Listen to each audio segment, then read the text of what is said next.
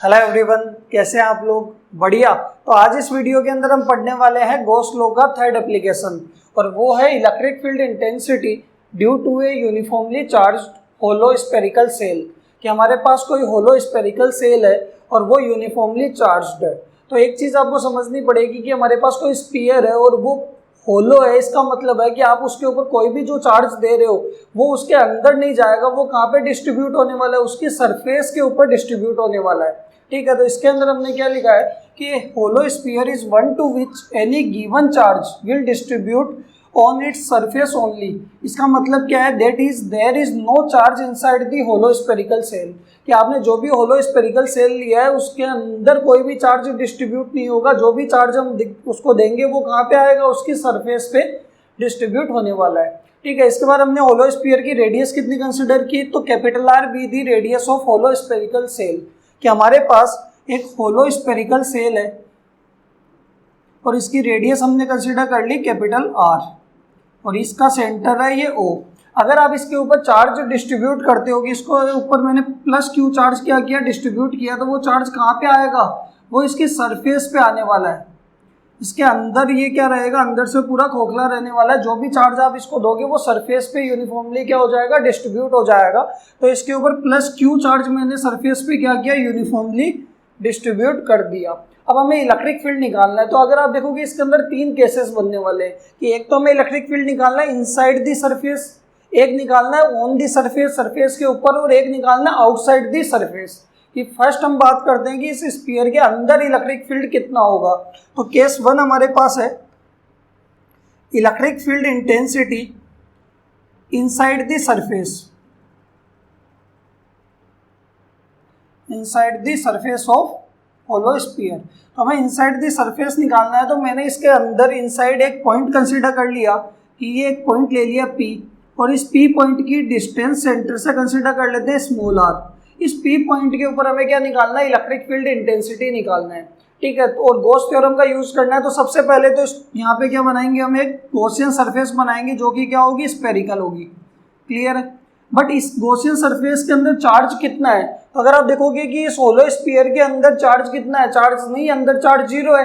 तो इस Gaussian surface में भी क्या होगा? जिसकी रेडियस स्मॉल आर है, इसमें भी चार्ज कितना है? जीरो है। तो आप डायरेक्ट लिख सकते हो कि इसके अंदर इलेक्ट्रिक फील्ड कितना होने वाला है। चाहे पॉइंट आप यहाँ पे लो चाहे इनसाइड कहीं पे भी पॉइंट लोगे, इलेक्ट्रिक फील्ड क्या होने वाला है? जीरो होने वाला है। क्यों? क्योंकि अंदर कोई भी चार्ज आपका नहीं है। ठीक है, तो इसके अंदर मैं डायरेक्ट लिखूंगा। और एक और चीज देखना कि जो हमने यहाँ पे स्मॉल आर ली है, गॉसियन सरफेस की रेडियस, वो आपकी स्फेरिकल सरफेस की रेडियस से क्या है? स्मॉल है। तो मैं यहाँ पे लिख सकता हूँ कि स्मॉल आर जो है वो छोटा है किससे? कैपिटल आर से। क्लियर है? इसके अंदर इलेक्ट्रिक फील्ड कितना होगा? तो ई इनसाइड हम क्या लिखेंगे? वो आएगा जीरो। क्यों? क्योंकि अंदर कोई भी चार्ज नहीं है। तो आप लिख सकते हो कि ई इनसाइड जीरो है because there is no charge inside the hollow sphere. कि होलो स्फीयर के अंदर कोई चार्ज नहीं है, इसलिए उसके अंदर इनसाइड इलेक्ट्रिक फील्ड भी आपका कितना है? जीरो है। ठीक है, सेकंड केस के अंदर हमें इलेक्ट्रिक फील्ड निकालना है। वो कहाँ पे निकालना है? सरफेस पे। कि सरफेस के ऊपर चार्ज भी है तो उसकी वजह से हमें इलेक्ट्रिक फील्ड इंटेंसिटी निकालनी है। तो सेकंड केस की बात करते हैं। तो हमारे पास देखो केस 2 आने वाला है, और वो होगा on the surface. Electric field intensity निकालनी है कहाँ पे? On the surface. तो यहाँ पे देखो मैं डायग्राम भी चेंज कर रहा हूँ इसका, कि अगर आपको हर केस का नया डायग्राम बनेगा, और वो होगा ये आपके पास होलो स्फेरिकल सेल है, इसकी रेडियस आपके पास कैपिटल आर है, इसके ऊपर आपने प्लस क्यू चार्ज यूनिफॉर्मली क्या किया? डिस्ट्रीब्यूट किया, जो कि सरफेस पे इसके डिस्ट्रीब्यूट हो रखा है। अब इसकी सरफेस के ऊपर ही आपको क्या निकालना है? इलेक्ट्रिक फील्ड निकालना है। तो मैंने यहाँ सरफेस के ऊपर एक पॉइंट ले लिया P, और इसकी सेंटर से डिस्टेंस कितनी होने वाली है? Small are. ये सेंटर हो। ठीक है, तो इस केस में अगर आप देखोगे तो स्मॉल आर और कैपिटल आर आपस में क्या है? एक दूसरे के इक्वल है। तो मैं यहाँ पे लिख सकता हूँ कि इस केस में कैपिटल आर और स्मॉल आर क्या होने वाले हैं? इक्वल होने वाले हैं। अब हमें क्या निकालना है? इसका इलेक्ट्रिक फील्ड निकालना है। तो सबसे पहले तो अगर मैं यहाँ पे गॉसियन सरफेस बनाता हूँ तो इस गॉसियन सरफेस भी कैसी बनेगी? स्फेरिकल बनेगी। ठीक है, चार्ज को आपने स्फेरिकल गॉसियन सरफेस में क्लोज कर दिया। अब यहाँ पे अगर आप देखो इलेक्ट्रिक फील्ड कैसे निकालोगे, तो देखो गॉस के अंदर हम करते क्या है कि नॉर्मल तरीके से इसका क्या करेंगे, स्फीयर का फ्लक्स निकालेंगे और गॉस के अकॉर्डिंग वो फ्लक्स किसके इक्वल होगा, total charge upon epsilon zero के। तो सबसे पहले तो हम नॉर्मल तरीके से फ्लक्स निकालने के लिए मैं यहाँ एक छोटा सा एरिया ले लेता हूँ और इसको बोलता हूँ ds, कि इस स्पेरिकल सेल का हम क्या करेंगे, नॉर्मल तरीके से फ्लक्स निकालने के लिए एक स्मॉल एरिया कंसीडर कर लिया ds। अगर आप देखोगे इस एरिया का एरिया वेक्टर क्या होगा, परपेंडिकुलर बाहर की तरफ, और इस पॉजिटिव चार्ज से इलेक्ट्रिक फील्ड लाइंस भी क्या होगी, बाहर की तरफ, तो दोनों के बीच में थीटा कितना आ जाएगा, वो आ जाएगा 0। ठीक है, तो इस एरिया का फ्लक्स कितना होगा, वो होगा E डॉट ds, और उसको इंटीग्रेट अगर हम कर देंगे तो टोटल पूरे स्फीयर का क्या आ जाएगा, आपके पास फ्लक्स आ जाएगा। तो हम क्या करेंगे, इसका इलेक्ट्रिक फ्लक्स निकालते हैं, और इलेक्ट्रिक फ्लक्स क्या होने वाला है, phi equals to E dot ds। Clear है यहाँ तक। अगर मैं इसको डॉट प्रोडक्ट को ओपन करूंगा तो हमारे पास क्या आने वाला है, हमारे पास आने वाला है E ds cos theta n cap, और हमें पता है कि यहाँ पे E और n कैप के बीच में एंगल कितना है, वो है 0 डिग्री। ठीक है, और cos 0 हमारे पास कितना होता है, वो होता है 1। तो मैं यहाँ पे फ्लक्स को क्या लिख सकता हूँ, E तो बाहर आ जाएगा और ये इंटीग्रेशन किसका बचेगा, ds का। अगर इस स्मॉल ds को मैं इंटीग्रेट करूंगा तो इस स्पेरिकल सरफेस का क्या आ जाएगा, टोटल एरिया आ जाएगा, और स्फीयर का टोटल एरिया कितना होता है, तो वो होगा आपके पास 4 पाई आर स्क्वायर। लेकिन अगर आप देखो स्मॉल आर और कैपिटल आर इक्वल है तो मैं यहाँ पे क्या लिख सकता हूँ, कैपिटल आर स्क्वायर। क्लियर है, तो यहाँ पे हमारे पास फ्लक्स कितना आएगा, वो आएगा E into 4 pi capital R square. ये तो इस स्पेरिकल की सरफेस पे इस स्पेरिकल सेल का टोटल फ्लक्स आया नॉर्मल तरीके से। अब हमें पता है कि अकॉर्डिंग टू गॉस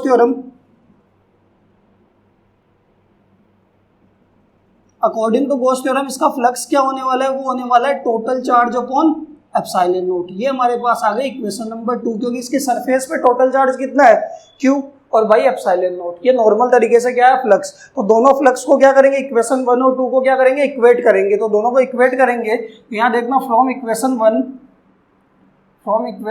एंड 2, तो आपके पास E into 4 pi capital R square equals to कितना आ जाएगा, Q बाई एप्सिलॉन नॉट। तो इलेक्ट्रिक फील्ड कितना आ जाएगा, Q upon 4 pi R square को उधर डिवाइड में ले जाएंगे तो 4 पाई एप्सिलॉन 0 आर स्क्वायर। और ये इलेक्ट्रिक फील्ड कहाँ पे आया, आपके पास सरफेस पे, Q upon 4 pi epsilon 0 R square, या फिर मैं इसको लिख सकता हूँ, वो लिख सकता हूँ KQ by R square. Clear है ये। तो इसके अंदर अगर आप देखोगे तो K भी आपका क्या कांस्टेंट है, सरफेस पे चार्ज की वैल्यू भी आपने एक बार चार्ज ले लिया, वो क्या हो गया, कांस्टेंट हो गया, और रेडियस भी फिक्स है स्फीयर की। तो यहाँ इलेक्ट्रिक फील्ड सरफेस पे क्या होने वाला है, कांस्टेंट होने वाला है उस पर्टिकुलर स्फीयर के लिए, और मैक्सिमम होने वाला है, क्योंकि चार्ज कहाँ पे आपके सरफेस पे है, तो चार्ज के एकदम पास में इलेक्ट्रिक फील्ड क्या होगा, मैक्सिमम होगा। ये आपका सेकेंड केस। थर्ड केस के अंदर हम कहाँ पे इलेक्ट्रिक फील्ड निकालेंगे, आउटसाइड दी सरफेस। क्लियर है। तो थर्ड केस की बात करते हैं। तो देखो थर्ड केस है हमारा, हमें इलेक्ट्रिक फील्ड इंटेंसिटी निकालनी है कहाँ पे, outside the surface, outside the surface. तो देखो इसके अंदर हम क्या करेंगे कि होलो स्पेरिकल सेल के बाहर आउटसाइड कोई पॉइंट लेंगे, उस पॉइंट के ऊपर क्या करेंगे, सबसे पहले गॉसियन सरफेस बनाएंगे, चार्ज को क्लोज करेंगे, नॉर्मल तरीके से उसका फ्लक्स निकालेंगे, और गॉस के अकॉर्डिंग फ्लक्स आएगा, दोनों को इक्वेट करेंगे तो हमारे पास क्या आ जाएगा, इलेक्ट्रिक फील्ड इंटेंसिटी आ जाएगी। तो सबसे पहले तो हमारे पास ये हमारा स्पेरिकल सेल है, होलो स्पेरिकल सेल है, जिसकी रेडियस हमारे पास कैपिटल आर है, ये इसका सेंटर है O।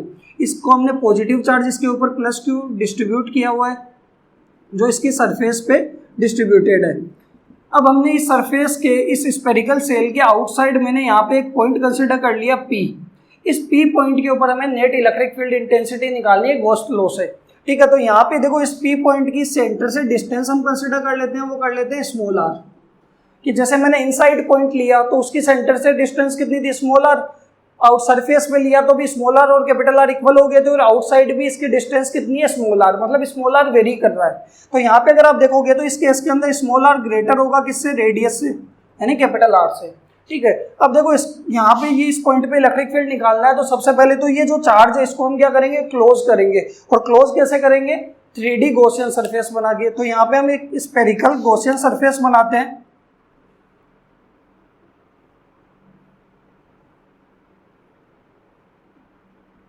क्लियर है। अब देखो यहाँ पे इसका सबसे पहले यहाँ इस गॉसियन सरफेस का हम क्या करेंगे, टोटल फ्लक्स निकालेंगे और गॉस के अकॉर्डिंग इसका फ्लक्स क्या होगा, total charge upon epsilon zero. और टोटल चार्ज कितना है, जो इस आपके होलो स्फेरिकल सेल के सरफेस पे जो चार्ज है वही इस गॉसियन सरफेस के अंदर क्या रहने वाला है, चार्ज रहने वाला है। तो यहाँ पे इसका मैंने क्या किया कि फ्लक्स नॉर्मल तरीके से निकालने के लिए एक स्मॉल एरिया कंसिडर कर लिया ds। इसका एरिया वेक्टर क्या होगा, तो इसका एरिया वेक्टर परपेंडिकुलर बाहर की तरफ, और इस पॉजिटिव चार्ज से इलेक्ट्रिक फील्ड लाइंस भी क्या होगी, बाहर की तरफ। तो ई और एन के बीच में एंगल कितना आएगा, 0 डिग्री। इस स्मॉल एरिया का फ्लक्स आएगा ई डॉट ds और इंटीग्रेट करेंगे तो पूरी गॉसियन सरफेस का क्या आ जाएगा, फ्लक्स आ जाएगा। तो यहाँ पे इसका इलेक्ट्रिक फ्लक्स निकालेंगे तो इलेक्ट्रिक फ्लक्स क्या होने वाला है, phi equals to integration of E dot ds। Clear है, इसको ओपन करेंगे तो क्या आ जाएगा, E ds cos theta N cap. और इस केस के अंदर भी थीटा की वैल्यू हमारे पास कितनी आई है, वो आई है 0 डिग्री, और cos 0 कितना होता है 1। तो यहाँ से अगर आप फ्लक्स देखोगे तो ये आ जाएगा ई ds cos 0 कितना हो जाएगा 1। तो यहाँ से ई को बाहर लेंगे, इंटीग्रेशन ऑफ ds। क्लियर है यहाँ तक। अब अगर आप देखोगे कि इस स्मॉल ds को इंटीग्रेट करोगे तो इस गॉसियन सरफेस का क्या आएगा, टोटल एरिया आ जाएगा, और इसकी रेडियस कितनी है, स्मॉल r। तो अगर आप इसको इंटीग्रेट करोगे तो यहाँ इंटीग्रेशन ऑफ ds की वैल्यू होने वाली है 4 pi small r square. Clear है, तो यहाँ से फ्लक्स कितना आएगा, वो आएगा e into 4 pi small r square, equation number 1। अब अकॉर्डिंग टू गॉस थ्योरम इसका फ्लक्स क्या होने वाला है, इसका total charge upon epsilon zero, और इस गॉसियन सरफेस में भी टोटल चार्ज कितना है, वो है q। तो यहाँ पे देखो अकॉर्डिंग टू गॉस थ्योरम या अकॉर्डिंग टू गॉस लॉ क्या होने वाला है, इसका टोटल फ्लक्स होगा वो होगा total charge upon epsilon zero, equation number 2। Equation 1 और 2 दोनों के फ्लक्स को क्या कर देंगे, इक्वेट कर देंगे, तो हमारे पास इलेक्ट्रिक फील्ड आएगा। तो फ्रॉम इक्वेशन 1 एंड 2 आपके पास देखोगे तो e into 4 pi small r square equal to कितना आ रहा है, q बाई एप्सिलॉन जीरो। तो e की वैल्यू कितनी आ जाएगी, q upon 4 pi epsilon zero r square. तो देखो q चार्ज तो क्या है, इस सरफेस पे आपने एक बार इनिशियली जो डिस्ट्रीब्यूट किया है वो फिक्स है, 4 पाई एप्सिलॉन जीरो भी फिक्स है। क्या वैल्यू चेंज हो रही होगी, स्मॉल r की। स्मॉल r आप ज्यादा बढ़ा भी सकते हो, कम भी कर सकते हो, तो स्मॉल r चेंज होगा तो इलेक्ट्रिक फील्ड भी आपका क्या हो जाएगा, चेंज हो जाएगा। तो देखो इसका फॉर्मूला ऐसे भी लिख सकता हूँ, के Q by small r square. और यहाँ से हमें पता लग रहा है कि जो इलेक्ट्रिक फील्ड है वो इन्वर्सली प्रोपोर्शनल है किसके, r स्क्वायर के, स्मॉल r के स्क्वायर के। यानी अगर आप स्मॉल r बढ़ाते जाओगे तो इलेक्ट्रिक फील्ड क्या होता जाएगा, कम होता जाएगा। ये हमारे तीनों केस। अब इनका हम ग्राफ बनाते हैं तीनों का, क्योंकि देखो स्मॉल r के साथ इलेक्ट्रिक फील्ड आपका क्या हो रहा है, तीनों केस में चेंज हो रहा है। तो इसका ग्राफ बनाते हैं। देखो इसके अंदर हमने 3 केस के बारे में बात की। पहला केस हमारा था इनसाइड इलेक्ट्रिक फील्ड निकाला, स्मॉल r क्या था, छोटा था कैपिटल R से, और यहाँ पे हमारे पास इलेक्ट्रिक फील्ड आया इनसाइड द सरफेस, वो कितना आया, 0। सेकेंड केस के अंदर हमने क्या किया, इलेक्ट्रिक स्मॉल r और कैपिटल R बराबर थे, इलेक्ट्रिक फील्ड हमने कहाँ पे निकाला था, सरफेस पे, और सरफेस पे इलेक्ट्रिक फील्ड हमारे पास आ रहा था, वो आ रहा था q upon 4 pi epsilon zero capital R square, या फिर हम लिख सकते हैं के Q by capital R square. और सरफेस पे इलेक्ट्रिक फील्ड हमारा क्या आ रहा था, वो आ रहा था मैक्सिमम। क्लियर है। और थर्ड केस हमारे पास था, वो था small r greater capital R। इसका मतलब आउटसाइड हमने पॉइंट लिया था, सरफेस के बाहर इलेक्ट्रिक फील्ड निकाला था, तो ये आउटसाइड हमारे पास कितना आ रहा था, वो आ रहा था q upon 4 pi epsilon zero capital R square की जगह क्या आ जाएगा, स्मॉल r का स्क्वायर, यानी के Q by small r square भी आप लिख सकते हो। और इसके अंदर जो इलेक्ट्रिक फील्ड है वो इन्वर्सली प्रोपोर्शनल था किसके, r स्क्वायर के। ये हमारे पास तीनों केस थे। तो अगर तीनों में देखोगे तो आपके पास जो स्मॉल r के साथ कौन चेंज हो रहा है, इलेक्ट्रिक फील्ड चेंज हो रहा है, कि यहाँ स्मॉल r अंदर था, छोटा था, स्मॉल r यहाँ बराबर हुआ, और स्मॉल r रेडियस से क्या हुआ, ग्रेटर हुआ, तो स्मॉल r के साथ आपका इलेक्ट्रिक फील्ड चेंज हो रहा है। तो ग्राफ किस किस के बीच में बनेगा, electric field and small r के बीच में। तो देखो ये तो हमारे पास स्मॉल r और ये इलेक्ट्रिक फील्ड। क्लियर है। अब देखो स्टार्टिंग में यहाँ पे स्मॉल r की वैल्यू क्या है, 0। यहाँ पे किसी पॉइंट पे मान लो स्मॉल r और कैपिटल R क्या होगा, इक्वल होगा, तो यहाँ क्या होगा, लेस देन, और यहाँ पे small r greater than capital R। Clear है। अब अगर हम देखेंगे कि जब स्मॉल r लेस देन है कैपिटल R से, तो इस केस में तो इलेक्ट्रिक फील्ड कितना है, ये इनसाइड है, तो इनसाइड इलेक्ट्रिक फील्ड कितना है, वो है 0। तो इलेक्ट्रिक फील्ड क्या रहने वाला है, 0 ही रहने वाला है। जैसे ही सरफेस पे पहुंचेंगे तो इलेक्ट्रिक फील्ड क्या हो जाएगा, ये मैक्सिमम, यानी इस पॉइंट पे इलेक्ट्रिक फील्ड क्या आएगा, मैक्सिमम। और उसके बाद इलेक्ट्रिक फील्ड आपका क्या होने वाला है, inversely proportional to r square. तो यहाँ पे तो इलेक्ट्रिक फील्ड क्या होगा, ई मैक्स, ये E is inversely proportional to r square, और यहाँ पे ई कितना होने वाला है, 0। तो ये हमारा क्या बना, ग्राफ बना। होलो स्फीयर के अंदर electric field inside, surface, outside.